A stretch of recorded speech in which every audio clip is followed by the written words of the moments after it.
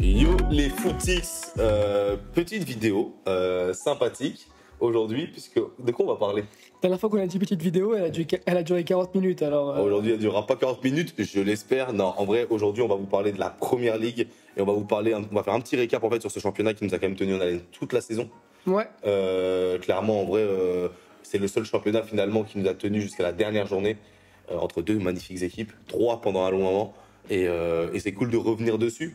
Et je pense même qu'on peut vite commencer par faire un petit shout-out au champion en titre, Manchester City. Ouais, on va analyser en 2 points. On va commencer par faire une revue, on va dire, des 4 clubs qui ont fini en haut du classement. Ouais.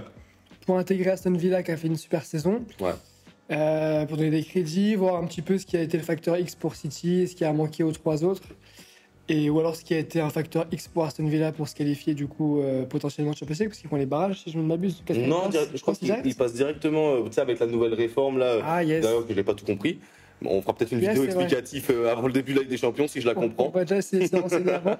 Et on finira par un top 11, on va essayer d'être assez rapide et succinct, mais c'est plus pour repasser en revue, non pas un top 3 des joueurs, mais vraiment faire ligne par ligne, ce qui est pour moi a plus de sens parce qu'il y a quand même des joueurs qui ont été extrêmement importants pour leurs équipes sur des postes plus défensifs, donc ils sont moins dans la lumière. Et peut-être même dire que des fois on va peut-être pas parler de joueurs qui ont été excellents sur la longueur du championnat, mais qui peut-être ont eu un impact à l'instant T et qui ont été impactants en fait tout simplement dans les résultats de leur équipe. Ouais, je suis d'accord. Ouais, ça me paraît être une bonne compo. 4-4 de Losange à l'ancienne. À l'ancienne. Toujours. Moi, je suis un adepte du 4-2-3-1. Tu sais, je suis très mentalité allemande, mentalité Bayern de Munich. C'est vrai. Mais en tout cas, pour revenir par rapport aux champions, déjà, Manchester City, que dire 4 à la suite. Écoute, je vais te dire, toutes les tactiques ont été champions, toutes les tactiques ont été reléguées. L'important, c'est les joueurs, mais je dirais même que l'important, c'est le coach. C'est Guardiola qui peut jouer n'importe comment avec n'importe qui, en fait. C'est fou, un coach qui incarne autant ses équipes. Et en fait, tu te rends compte que dans une équipe comme City, avec toutes ses stars, le mec qui sort en premier, c'est Guardiola. Tu vois, aujourd'hui, c'est le fort pit de Guardiola. Tu sais, je me suis beaucoup demandé pourquoi est-ce qu'on n'arrivait pas à mettre un joueur de City vraiment à se dire que c'est l'équipe de ce joueur, autant que Vini l'est pour le Real actuellement, autant que Mbappé l'est pour le PSG. Mais en fait, c'est juste que tu as un coach qui est beaucoup trop gros, qui est beaucoup trop au-dessus du sport. En fait, ses idées transpirent. Et en fait, le truc, c'est que il n'est pas à son coup d'essai. Ouais. Tu vois, le mec a quand même gagné 3 Ligas sur 4 avec le Barça. Il a gagné 3 Bundesliga de suite avec le Bayern de Munich. Et il prend quand même 4 premières ligues en 6 ans avec du coup Manchester City, ce qui est lunaire en fait. Le mec a perdu 3 championnats dans sa carrière. Ouais, avec des compos totalement différentes. Avec des compos différentes, avec des problèmes différents, avec des blessures différentes, avec des adversaires différents, des coachs qui lui mettent des problématiques différentes. Le mec a quand même battu dans sa carrière Mourinho, Klopp et Arteta, qui sont quand même des coachs extraordinaires. Enfin, aujourd'hui, par exemple, ce qu'a produit Arsenal cette saison, pour moi, c'est incroyable. Et en fait, ça montre à quel point City est injouable en fait en Première Ligue d'arriver à battre ce Arsenal-là, tu vois. Ce Arsenal serait champion devant les Invincibles. Ils ont fait une meilleure saison que leur meilleure saison historique. C'est ouf en vrai. C'est vraiment ouf. Ils ont 1 point de moins, je crois. 1 point de moins, mais ils ont marqué plus de victoires. Ils ont 2 points de plus. 87 points quand vous êtes en Invincible parce que vous avez beaucoup de nuls. C'est pas 90 ? 87 et 89 là, vous avez 2 points de plus que quand vous êtes champion. Et ça, c'est ouf. Ah, moi, j'aurais dit 1 point en moins, mais quelques victoires en plus. J'avais vu la stat là qui était passée et c'est pour ça que ça me choque en fait. Parce qu'en fait, je trouve que cette année, Arsenal a vraiment tout fait pratiquement parfaitement. Après, c'est vrai que Guardiola a vraiment mis le niveau de champion à un autre level. C'est ça. Genre, quand tu fais une saison à 100 points, déjà, t'augmentes la barre et dans leur pire saison, tu vois, ils sont à plus ou moins 90, c'est aberrant. Ouais, parce qu'en fait, du coup, tu trouves que City est moins fort que les années d'avant et finalement, t'as 91 points, quoi. Ouais, je crois que t'avais que peut-être Mourinho qui avait fait 90 avant Pep. En Première Ligue ? Ouais. Ouais, Mourinho avec son Chelsea là qui perdait aucun match à domicile. Ouais, je me rappelle pendant 1 an et demi. C'était le seul. Je crois que la barre était bon après après non, t'as quand même des saisons du coup où Klopp finit 2e avec des 97 points. Où il aurait été sûrement champion, la stat est sortie, il aurait été champion toutes les autres années de l'histoire de la Première Ligue sur cette saison-là, du coup. Ouais, mais Pep était déjà arrivé. Ouais, bah oui. Bien sûr. Mais ouais, il a vraiment fait passer un cap à un championnat qui était déjà l'un des meilleurs championnats au monde. Et tu te dis à quel moment t'arrives dans le meilleur championnat au monde. Et tu fais passer un cap à ça, enfin, c'est assez lunaire. Moi, je trouve, alors, tu passes quand même après des sur Alex Ferguson, qui a bataillé contre Arsène Wenger. Bah, moi, je pense même, je vais te dire tu mon fais avis, passer un cap, je quoi. pense, malgré la longévité et le palmarès, je pense qu'aujourd'hui, Pep Guardiola, c'est le plus grand entraîneur de l'histoire de la Première Ligue. Mais Pour moi, en fait, il a révolutionné le championnat. le mec, Guardiola, c'est l'un des meilleurs coachs de tous les temps. Oui, mais ce que je veux dire, c'est que vraiment, en Première Ligue, c'est quand même pas... Enfin, il est resté 8 ans. Ferguson est resté 20 ans. Il a quand même, du coup, il a 5 Première Ligue, c'est ça? Non, 6, du coup. 6 Première Ligue. Ferguson en a 13. Mais le truc, c'est que de la manière dont il a fracassé la Première Ligue, de la manière dont il a changé fondamentalement le style de jeu anglais, je trouve que Guardiola, vraiment, c'est le plus grand entraîneur de l'histoire de la Première Ligue. 4 à la suite. Ouais, et puis moi, J'insiste. Il pourrait vulgariser un peu son jeu, mais chaque année, en fait, il respecte le. Ouais, moi, ce qui me choque, c'est qu'il respecte le football. Il l'amène même ailleurs, tu vois. Il va ouais, chercher... mais il respecte les prémices du football. Tu vois, c'est un mélange de. On en parlait beaucoup, tu vois, mais de football total. T'as un peu aussi cette idée tu sais, de WM un peu à l'ancienne en termes de compo, Ouais. avec des joueurs très offensifs, avec 2 blocs, mais finalement qui se regroupent. Je sais pas, je trouve qu'en fait, il reprend un peu les prémices de ce qu'est le football. Le football de ballon, on va dire, pur et dur, plus que de position, mais vraiment d'articulation de jeu, d'animation offensive, les prémices, et il fait passer à un autre stade. Non, je suis d'accord avec toi. Là où les coachs qui ont vraiment réussi à être aussi efficaces sur les 15-20 dernières années, c'est des coachs qui ont eu un jeu beaucoup plus stabilisé, pragmatique, droit à l'essentiel, peu importe si on a le ballon ou pas, mais c'est l'équilibre avant tout. On parlait justement de Mourinho qui avait fait du coup les 90 avant lui. Ouais, C'était ça, hein. c'était ultra ça, mais même Ferguson à l'époque, c'était clairement une équipe très équilibrée. Et Fergie, ouais. Fergie, c'était vraiment un bloc bas. Le seul qui se rapproche un peu de ça, et du coup, il lui a fait un sacré hommage, c'est Klopp, qui a déstructuré son jeu pour s'adapter en fait à Guardiola, pour s'adapter à la Première Ligue, et qui lui aussi, du coup, a cassé la Première Ligue dans ce sens-là, tu vois. C'était un peu un respect ultime. C'est peut-être même un peu ce qui a manqué à ce Arsenal cette année. C'est une équipe. Alors, là, on a fait pas mal l'éloge de City qui. De toute façon, il y a quoi d'autre à dire? Meilleur entraîneur du monde, meilleure équipe du monde, 4 à la suite. Ils ont. Enfin, je sais pas, là, c'est trop. Enfin, pour les éliminer, il faut les battre au tir au but après avoir encaissé 50 frappes dans un match comme le Real Madrid. Ou t'appeler le Real Madrid, simplement, parce que tu peux pas les battre, ces mecs, c'est des cyborgs. Mais je voulais revenir sur Arsenal. On va se poser un peu la question, qu'est-ce qui a manqué à Arsenal? Ouais. Et je dirais, bon, pas grand-chose. En vrai, moi, je dirais même rien. C'est-à-dire que je pense qu'Arsenal, en fait, dans n'importe quel championnat, est champion, en fait. 2 points. Ouais, 2 points, tu vois, genre vraiment pas grand-chose. C'est les 2 points que tu perds face à Aston Villa. Là, Si on parle factuellement, mais si on parle dans le jeu, il t'a pas manqué grand-chose. En fait, Arsenal, aujourd'hui, c'est juste, je dirais peut-être que c'est une équipe trop scolaire. Qui manque de, comment dire, de magie. En fait, ce qui nous a manqué l'année dernière pour être champion. Alors pour moi, l'année dernière, on était en avance sur le process. C'est-à-dire qu'on n'aurait jamais dû être là. Ouais, je vais pas vous mentir. Sortez de nulle part. Jusqu'au bout, j'y ai cru et j'étais à fond dedans, etc. Mais on n'aurait jamais dû finir deuxième. Ou en tout cas, ne jamais être leader aussi longtemps, parce qu'on n'avait pas le banc de touche. On n'a pas eu de blessés, Dieu merci, jusqu'à très longtemps. Et quand on a eu 1 ou 2 blessés, on a tout perdu. Parce qu'on n'avait pas être là. Ouais, je comprends. Cette année, c'est la première saison où on mérite d'être là. Mais du coup, on n'a qu'un an d'expérience. Et c'est rien, en fait. C'est l'expérience qui manque en soi. Ouais. Comme on disait, en fait, je veux dire, le Real de Mourinho. Tu dis qu'il manque un 9, je suis pas d'accord. Moi, je pense pas qu'il vous. En fait, c'est pas vrai que. Je dirais pas non, mais c'est pas ce qui nous manque. Je pense pas qu'il vous manque fondamentalement un joueur. Bien sûr, ça fera jamais de mal, quand tu vois l'équipe de City, de rajouter un joueur très fort dans une ligne. Tu rajoutes un très gros neuf. Ouais, mais je les mettrais ailleurs, moi. Je te dis une bêtise, tu rajoutes un Kylian Mbappé en pointe, on prend. Tu rajoutes un super 6, on prend. Tu vois. Mais ce que je veux dire, fondamentalement, c'est plus de l'XP en fait. C'est de l'XP. Et moi, ce que je dirais, c'est un peu de folie. C'est-à-dire que là, en fait, où je trouve que City a ce grain de folie, tu vois, moi, je vais rentrer un peu dans le plat. Le joueur qui me frustre, c'est Saka. Saka, c'est un excellent joueur. C'est un joueur qui t'assure des minima. Mais je trouve que c'est un joueur, par exemple, qui n'amène pas cette folie. Et Arsenal aurait besoin de cette folie dans certains matchs. Ouais, mais attends, parce que Saka, il n'a pas de remplaçant. C'est-à-dire que Saka, il enchaîne tous les matchs depuis 2 ans. Il est excellent, Saka. Ce que je veux dire, c'est qu'on a un problème quand même de bande touche. Ouais, de structure. Ouais, C'est qu'on a racheté des joueurs cette saison. Et du coup, on a un banc qui est plutôt homogène. Mais tu as des postes, tu as des grosses carences. Et Saka, il n'a pas de remplaçant. Ça veut dire que depuis 2 ans, il fait tous les matchs. Ouais, c'est vrai. Et quand il n'est pas là, c'est le néant. Ouais, c'est vrai. Martinelli qui était moins bon, heureusement qu'il y a eu un Trossard. Mais il vous faudrait peut-être un deuxième Trossard.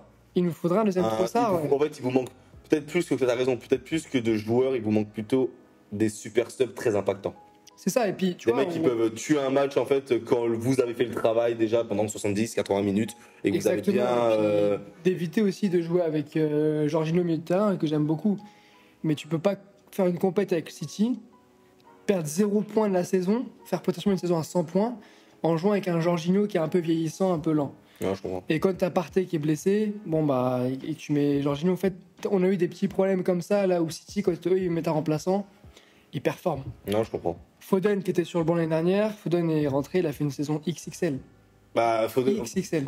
on en parlera peut-être un peu plus tard, mais Foden aujourd'hui, c'est son éclosion, clairement. Mais tu vois, en parlant un peu de banc, je trouve que du coup, l'équipe qui vraiment en a vraiment pâti, c'est Liverpool. Parce que Liverpool a vraiment tenu la cadence. Ouais. C'est même eux qui ont. J'ai vu ça un peu comme, tu sais, un peloton de cyclistes. Où en fait, t'avais vraiment le mec qui tenait en fait la course. Tout le monde était dans sa roue. Ouais. Mais on sait très bien qu'à un moment donné, il pouvait pas tenir toute la course comme ça. On l'avait Et dit. ça hein. se sentait. Et on l'avait dit dans la preview, Dans la preview, à 8 journées de la fin, on l'avait clairement dit, ils ne peuvent pas tenir.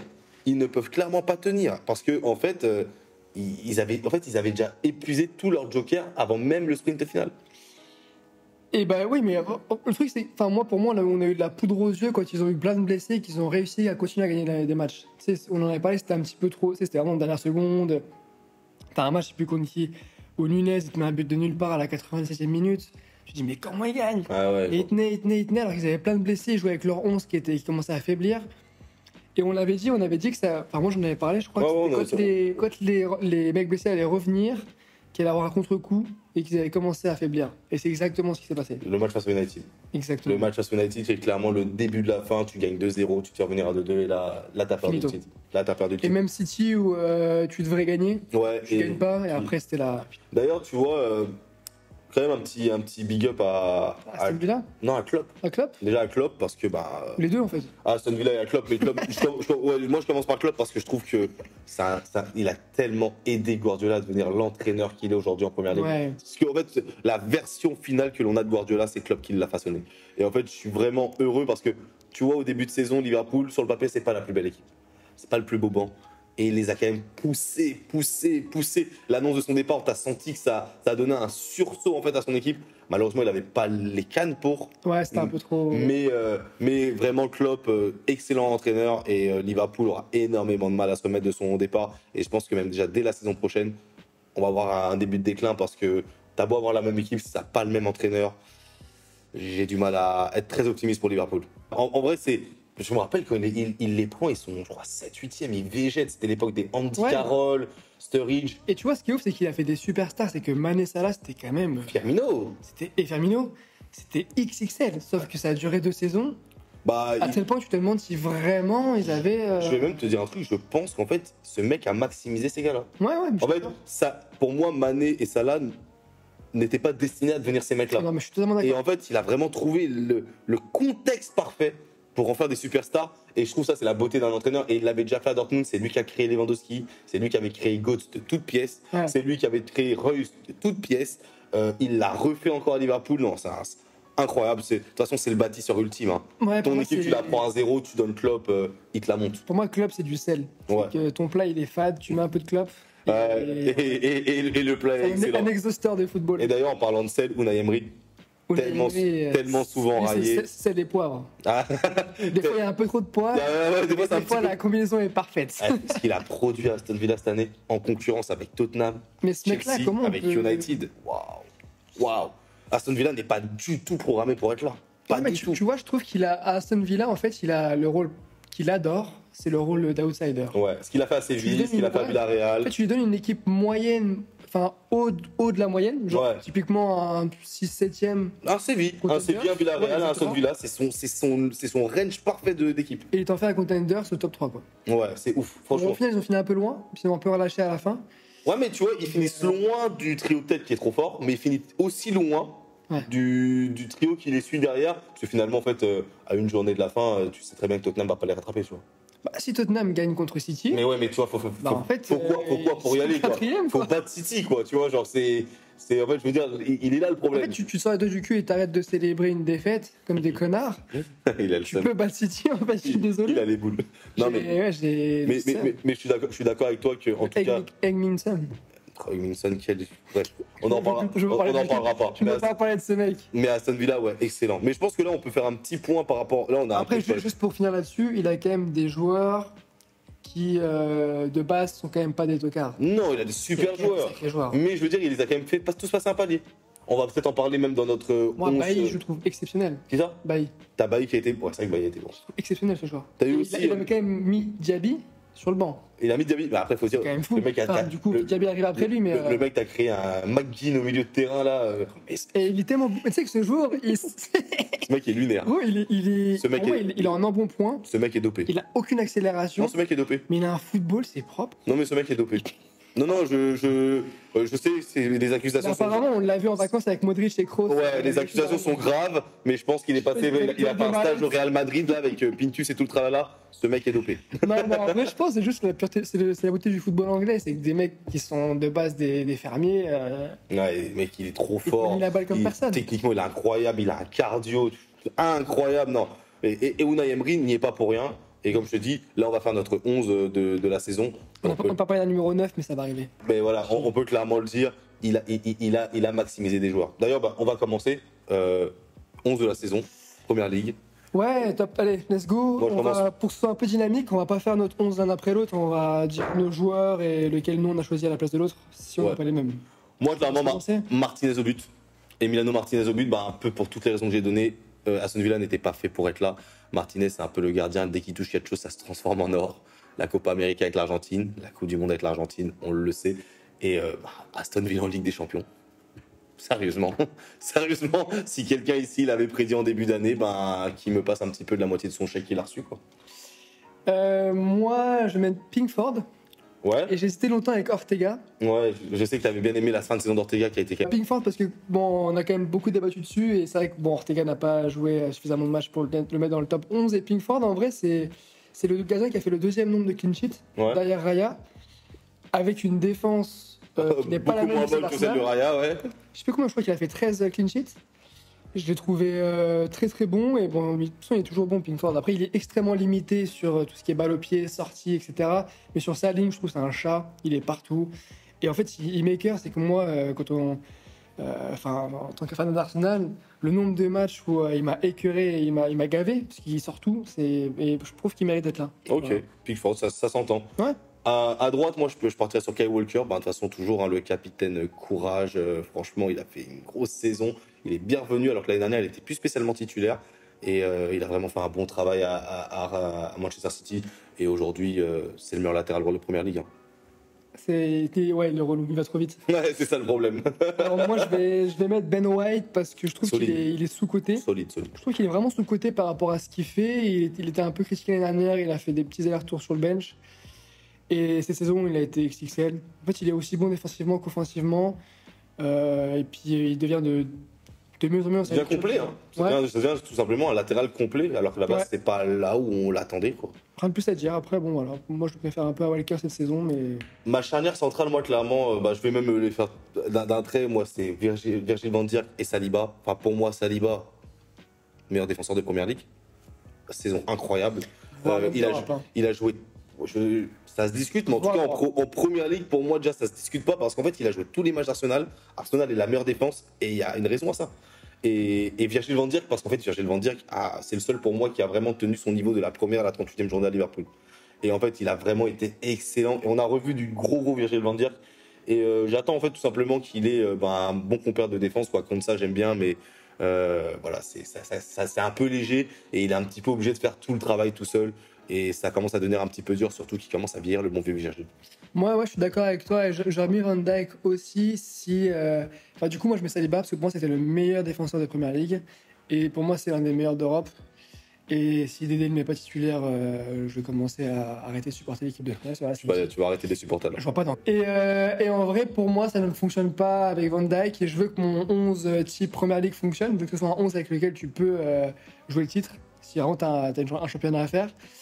Et qu'est-ce qui fonctionnerait mieux que son coéquipier de club, Gabriel, qui pour moi est sous-coté aussi. Pour moi, il a fait une saison colossale et je le mettrais même devant Saliba jusqu'à très longtemps dans la saison. Mais Saliba a fini sur le chapeau de roue. Là où Gabriel a fini un peu, c'était un peu compliqué jusqu'au dernier match. Là même, Enfin, en fin de saison, il a fait quelques bourdes, mais bon, rien de très grave. Et pour moi, c'est un super défenseur. Il a fait vraiment une très bonne saison. Sur le latéral gauche, on se rejoint. Gvardiol, qui est monté en Ouais. puissance très fortement cette saison, jusqu'à atteindre un niveau de là. Enfin, le mec est arrivé en tant que défenseur central à la base. C'est peut-être l'un des meilleurs latérales gauche d'Europe. Le mec marque des buts. Le mec sait dribbler. Le mec défend comme jamais. Le mec a un pied droit maintenant. Il envoie des lucarnes tous les 2 matchs. Gros, je sais pas, on me dit il est Ouais, le gaucher. mec, mais- c'est nimble. Et dans la course au titre, il a été tellement important. Les buts qui comptent, incroyable. Incroyable. Josko Gvardiol, cette saison, vraiment. Alors, c'est surtout la montée en fait en Solide puissance. derrière, Quoi. hein. Solide derrière. Solide derrière, très bon offensivement. Techniquement, c'est propre. Non, c'est encore une création de Guardiola de toutes pièces. Quoi. Quand on se rappelle qu'il y a 1 an et demi, il se faisait laver sur le côté par Lionel Messi. Bah aujourd'hui, t'as l'impression qu'il a pris 3-4 étages par rapport à déjà sa demi-finale de Coupe du Monde où il était excellent. Ouais. Et pourtant, début de saison compliqué. Hein. Ouais. Moi, au bout de 4 mois, je me suis dit, waouh, c'est quoi ce clown? Je me suis dit, C'est la beauté de Guardiola. je Hein. me suis dit, Guardiola, il veut bencher Stones. Et puis il a aussi profité des blessures pour du coup faire son trou. Hein. Ouais. C'est aussi ça la beauté, c'est ça la force de Guardiola, c'est que comme on dit, quand il y a un problème, il s'adapte et il crée des joueurs. Ouais, heureusement parce que Ake était quand même très limite. Et moi, je me suis dit, mais à quel moment tu peux gagner le championnat avec Ake à gauche? Il a pas été bon. Stones, il commençait à faiblir un Il est petit peu beaucoup blessé, aussi. beaucoup blessé. Début de saison, je me suis dit, wow, si Guardiola n'est pas à la hauteur, et au final, Guardiola prend super bien son poste, et Akanji a fait une saison XXL Donc ouais, à la place de Stones. je suis d'accord avec toi. Donc en vrai, c'est un peu ce qui te sauve aussi la miche. Ouais, de toute façon, c'est la profondeur de City qui leur sauvera toujours la miche. Hein. Et qui sont toujours là quand il faut. Parce qu'en vrai, si t'as un trou, à ce moment-là, les trois en même temps, t'es mal. Sauf que tu n'as jamais de trou de joueurs au même moment à City. Je sais pas pourquoi t'as un momentum où t'as des trous, Avec mais le remplaçant est à son prime. Genre vraiment, C'est du City. un trou, un prime. Hop, allez, je pute le prime là, hop. D'ailleurs, en parlant de mec à son prime, je veux dire les 3 au milieu de terrain, je pense qu'on les partage. Hein. Ouais, c'est le Alors, on va parler quand même du mec de City qui est à son prime, Rodri. Peut-être le meilleur milieu défensif du monde. Rodri, il a son prime depuis 4 ans. Ouais, c'est chiant quoi. En fait, est-ce qu'il y a un milieu aujourd'hui en milieu défensif qui s'assoit à la table de Rodri? Il est tout seul à sa table. Là, j'ai vu Patrick Vieira qui a lancé un truc en disant Rodri, c'est son joueur préféré actuellement Ouais. et que c'est clairement le meilleur milieu du monde sans débat. Et pour Mais on que l'avait les dit, gens pareils de première ligue te le disent, et pour moi, il a aucune. Ce mec-là joue avec des chaussons. Je t'avais dit, il y a un moment, on dirait vraiment qu'il a un claquet de chaussées dans son jardin. C'est- Il fait un barbecue et il joue avec C'est ses enfants. effrayant. Mec, c'est un mix de Vraiment. Casemiro et de Busquets Prime. Ce mec qui est lunaire. Il met des buts, il frappe de loin, il marque de la tête, il défend parfaitement, il attaque parfaitement. Mais il a pas de défaut, c'est un cyborg. Quoi, il avait sa pince et ses chipolatas au bout de hop, il joue avec ses enfants, c'est n'importe quoi, mais il accélère même pas. Gros, je te jure, je le vois jamais accélérer. C'était incroyable. Il est toujours là où il faut. D'ailleurs, à côté de Rodri, moi je mettrais, je pense comme toi, Odegaard et Rice. Je le comparerais à Busquets. Je fais la comparaison, Ouais. mais je trouve qu'il est dans le même style que Busquets. Mais avec la puissance d'un Casemiro. Ouais. C'est ça la force en fait. C'est vraiment sa lecture du jeu. il est c'est un toujours- mix. Le mec est il n'y a pas de pressing possible sur lui. Ouais, c'est Casemiro et Busquets Prime mélangés. C'est une dinguerie. C'est une Franchement, bonne Rodri, comparaison. c'est une dinguerie. Et j'attends de voir son euro, lui, pour le coup, parce que lui, à lui seul, l'Espagne, il peut vraiment les carry. Et sinon, du coup, par rapport à nos deux Gunners qui ont fait une saison XXL, il aura manqué peut-être un 6 du niveau de Rodri pour les permettre de prendre 2-3 points de plus, qu'il aurait peut-être permis de prendre la première ligue. Mais Rice et Odegaard. Alors, Ouais. Rice, déjà, le mec a avalé un transfert à 120 millions d'euros pour venir pondre une saison mais monumentale, des buts importants, un impact incroyable. Il a joué 6 alors qu'à la base il était venu pour jouer 8. Il a Et tenu le rôle parfaitement. C'est ça que je voulais dire. Je voulais Incroyable. revenir à ça, c'est qu'on a dit qu'il a fait une saison incroyable alors qu'il n'a pas joué à son poste. Et en fait, il a joué à son poste pendant 6 matchs. Les 6 derniers, quand Partey est revenu. Et on s'est dit, mais attends, en fait, ce qu'on a vu jusqu'à maintenant. Il y a mieux. Il y a mieux que cette version-là en fait. Il était à 40%, genre. Peut-être pas 40, mais il était, En vrai il était pas au max en tout cas. Je te jure qu'un Rice plus haut, Ouais. c'est une dinguerie. C'est Ouais. une dinguerie. Et genre, à l'euro, là, Bah ça lui et m'attriste parce que Bellingham, je pense qu'à l'Euro il jouera pas plus haut du coup. Ça dépend Parce qu'en fait, ça dépend qui tu mets il y a derrière. du monde, tu vois. Je pense qu'il jouera 6. Hein. en fait, il y a un monde où tu peux mettre Arnold en 6. Ah, c'est vrai qu'il l'a d'ailleurs dans sa liste, il l'a mis en 6. On en parlera Il plus l'a tard, mis mais au c'est vrai milieu qu'il de l'a mis en 6. Et si tu mets Arnold, Rice, Bellingham, Ouais, c'est vrai. Mais ouais, Rice, incroyable. Mais moi, je veux. et Odegaard sous-côté, encore, en vrai, on commence à en parler parce que, voilà, mais au bout d'un moment, ce joueur, faut ouvrir les yeux, quoi. Je suis amoureux de ce joueur. Faut ouvrir les... Ah non, moi, je moi- regarde le football pour ces joueurs-là. Moi, je suis désolé, Ce mais joueur. Odegaard, on est sur le 10 du siècle, quoi. Donc, j'abuse un peu dans les mots, mais la saison qui pond, le leadership, capitaine d'Arsenal, le mec, toute la créativité de ce club ne pose que sur ses épaules. Tout dépend d'Odegaard. Odegaard, il se blesse, tu termines 5e. Tellement ce gars, il est lunaire. Il trouve des passes, des dribbles, il a une activité, un cardio, le mec n'est jamais fatigué. Il est exceptionnel. Ça, et moi, je trouve super intelligent, déjà dans son jeu, mais aussi dans son mindset en tant que personne. C'est un leader. C'est un leader né, c'est putain de leader. Extraordinaire. Il a encore fait un discours là, j'avais des frissons à la fin de saison. Le mec, il a un mindset de tueur. Il n'est pas égoïste. En fait, pour moi, il a le jeu d'une superstar sans l'égoïsme qui va avec. Il est super altruiste et ça, moi, j'adore. Tu sais que... Et sa vision, elle est Je phénoménale. vais te dire un truc aujourd'hui, et pourtant, je ne vais pas le comparer à n'importe qui, je vais le comparer à Monsieur Premier League. Il est au niveau de Kevin De Bruyne. Mais moi, j'allais dire genre vraiment, hein. Il est moins tueur devant le but. Et je pense qu'il a avec ses qualités, ses défauts. Il est plus technique, par contre. Mais il est tellement plus doué. Il est plus technique. Pas doué, non, parce que c'est dur de dire ça de Kevin, par rapport à Kevin De Bruyne. On parle du monstre absolu, mais... Il perd pas de ballon. Mais Odegaard non plus, mais différemment. Odegaard, c'est une folie. Bah, c'est plus un rouleau compresseur, De Bruyne. Odegaard, c'est un magicien. C'est fin. D'ailleurs, en parlant de magicien, le meilleur joueur de Première Ligue. Filou, le petit Filou. Wow. On avait dit que des fois c'était mi-Fig, mi-Foden. Et là c'était du full Foden. C'était du full plaisir. C'était... Je suis tellement content. Incroyable. Ouais, je suis tellement content parce qu'en fait, Guardiola nous l'avait annoncé déjà en 2018 quand il le sort. Il a dit que là, c'est l'avenir du club. Il l'a géré à la perfection. Il l'a pas brûlé. Contrairement à des joueurs qu'on voit de cet âge-là, qui ont fait beaucoup de matchs. Je prends l'exemple du Barcelone, des mecs comme Pedri, comme Gavi, qui finalement ont des blessures. Ce mec-là n'est jamais blessé parce que Guardiola l'a fait monter progressivement.